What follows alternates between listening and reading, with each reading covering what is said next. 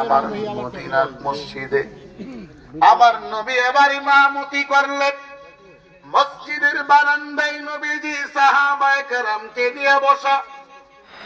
আমার নবী ডাক দেখো, এ সাহাবীরা শুনো, নামাজ পড়ে ফেললাম, কই এখনো সূর্য উদিত হয় নাই, মনে হয় আল্লাহ বেজার হয়ে গেছে, কিয়ামত হয়ে যাবে। কারণ কিয়ামতের দিন আল্লাহ সূর্য উঠাবে না, দুনিয়াটা অন্ধকার করে ফেলবেন আল্লাহ। আমার নবী ভয় পেয়ে গেছি, না জানে কিয়ামত আজকে হয়ে যায়। কারণ কিয়ামতের সবচেয়ে বড় আলামত হলো শেষ নবী জমিনে আসা। আমার নবী জমিনে চলে আসছেন, কিয়ামত যেই কোনো সময় হবে। আমার নবী চোখের পানি ছেড়ে কাঁদে। আল্লাহ ডাক দেখো, এ জিব্রাইল যাও আমার নবীর কাছে যাও। নবীর কাছে জিব্রাইল আইসা কয়, ও নবী, সালাম দিলেন। নবী কয়, জিব্রাইল সূর্য ওঠে না কেন? জিব্রাইল কয়, নবী সূর্য ওঠার সময় তো এখনো হয় না।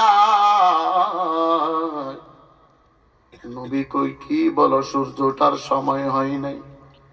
জিব্রাইল কয়, নবী যেদিন বেলালের কণ্ঠের আযান আল্লাহর আরশ পর্যন্ত পৌঁছে, আমরাও বুঝি ফজরের আযান বেলাল দিয়েছে, কিন্তু আজকে এখনো বেলালের কণ্ঠের আযান আমার আল্লাহর আরশ পর্যন্ত এখনো পৌঁছে নাই। ও নবী, আপনার মদিনার মসজিদে এখনো কি আযান হয় নাই? নবী কয়, হ্যাঁ হয়েছে, নামাজও পড়লাম। জিব্রাইল কই, না না, বেলাল যতক্ষণ আযান না দেবে আল্লাহর আকাশে আল্লাহ সূর্য উদিত করবে না। চিল্লায় বলেন সুবহানাল্লাহ। নবী ডাক দেয়, কই বেলাল তাড়াতাড়ি আযান দিয়া দাও। এ কালিকা প্রসাদের মুসলমান ভালো করে বুঝো। কি দিলেন? আরো জোরে বলেন। 50 ওয়াক্ত নামাজ। মুসা নবী ডাক দেয়া কয়, ও নবী আমার, আল্লাহ আপনারে কি দিয়েছেন? নবী কয়, আমারে 50 ওয়াক্ত নামাজ দিয়েছেন। মুসা নবী কপালের মধ্যে হাত দিয়া কয়, ও নবী, আপনার একটা উম্মত 50 ওয়াক্ত নামাজ পড়তে পারবে না, তাড়াতাড়ি নামাজগুলো কমায়া নেন। নবী আল্লাহর কাছে গেলেন, 5 ওয়াক্ত নামাজ কমাইলেন, আবার আসলেন, আবার গেলেন। কিতাবের মধ্যে লেখে এমন করে করে করে করে 9 বার আল্লাহর কাছে গেলেন। 5 নং 45 ওয়াক্ত নামাজ মওকুফ। আল্লাহ ডাক দিয়া কয়, ও নবী, আপনি আবার চলে যান। মুসা নবী কয়, ও নবী আমার, কত ওয়াক্ত নামাজ নিয়ে আসলেন? বলে, আমি 5 ওয়াক্ত নামাজ নিয়ে আসলাম। মুসা নবী কয়, আরো কমাই নিয়ে আসেন। আমার নবী কই, না না, আমি আর আল্লাহর কাছে যেতে পারবো না, কারণ আমার লজ্জা লাগে। 5 ওয়াক্ত নামাজ নিয়ে আমি আমার উম্মতের জন্য জমিনে যাব।